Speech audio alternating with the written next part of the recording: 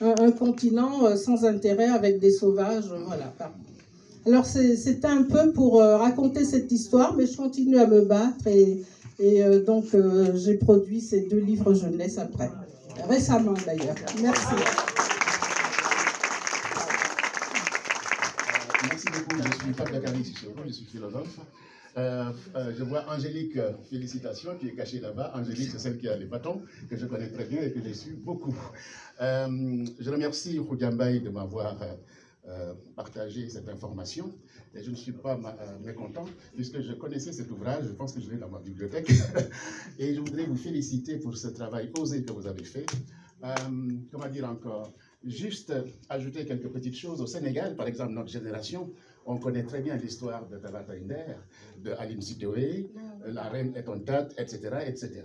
Il est vrai qu'il y a eu un dépérissement des choses dû à je ne sais quoi, une aliénation de la pensée, et Kizerbo nous disait, si vous n'écrivez pas, les autres vont écrire à votre place. Et tout ce qu'ils vont écrire, ben, ce sera tant pis pour vous. Et c'est pourquoi je vous félicite pour avoir osé écrire, pour présenter effectivement aux jeunes et à certains l'histoire de nos femmes. Nous avons eu beaucoup de femmes guerrières, mais qui sont toujours dans l'ombre.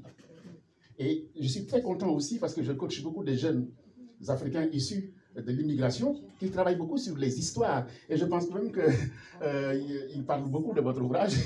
Je vous en parlerai, ils parlent beaucoup de votre histoire, etc. Justement pour tout simplement cette transmission du savoir. Il y a eu effectivement un break.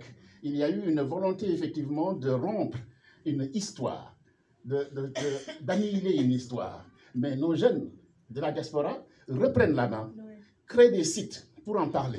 Et il y a un engouement, un intérêt colossal.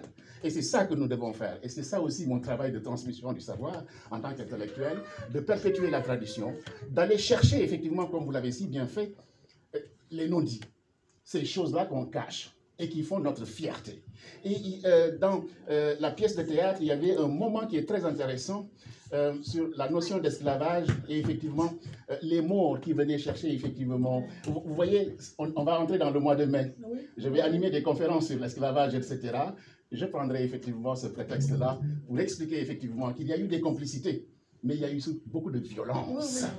Et il y a eu beaucoup d'ignorance. On a beaucoup ignoré effectivement le problème de l'esclavage en Afrique. Il y a toujours eu effectivement des complicités, mais il y a eu tellement de violence, mais il y a eu aussi tellement de résistance. Et on a eu effectivement la démonstration avec Talla Tainder. Félicitations. Merci.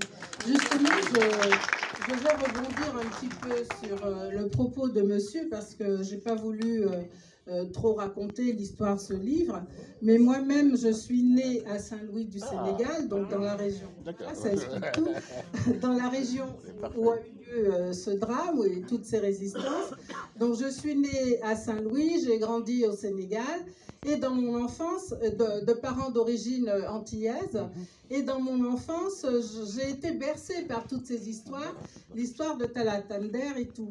Et quand, dans les années, le livre, la première version est sortie en 2004, donc, et j'ai fait 10 ans de recherche, parce qu'il y a 25 portraits de femmes quand même, qui m'ont pris 10 ans de recherche, et j'ai voyagé à travers le continent pour essayer de